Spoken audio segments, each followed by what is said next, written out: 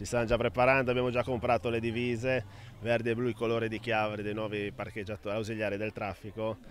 Sarà una innovazione importante che è tutta fatta nell'interesse pubblico del comune di Chiavari. Sarà lunedì 17 settembre, il giorno ufficiale nel quale diventerà operativo il passaggio di gestione della sosta a pagamento a Chiavari. Finita l'era APCOA, il servizio passerà nelle mani di Marina Chiavari, la partecipata al 100% del comune che attualmente ha in gestione il porto turistico. Si stanno installando i nuovi parcometri di ultima generazione che permetteranno, oltre al pagamento, al pagamento della sosta, anche altri servizi. Abbiamo proceduto alla selezione del personale, 10 persone sono state assunte, tutti coloro che lavoravano a Chiavari presso l'APCOA sono stati assunti da Marina Chiavari, tranne una persona che ha scelto di andare a lavorare per l'APCOA a Genova e altre 2 persone in più sono state assunte.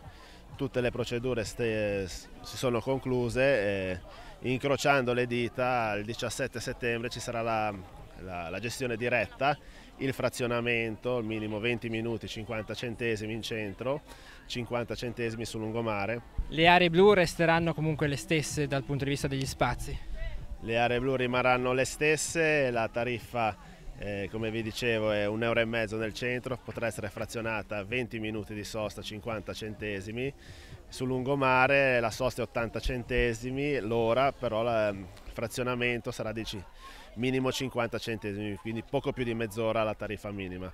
Ci sarà un'app direttamente del comune di Chiavari per pagare gratuitamente e manterremo anche per adesso anche l'app attualmente in uso da APCOA che permetterà a tutti, quindi entrambe le applicazioni elettroniche, che anche lì ci sarà il frazionamento come avviene adesso.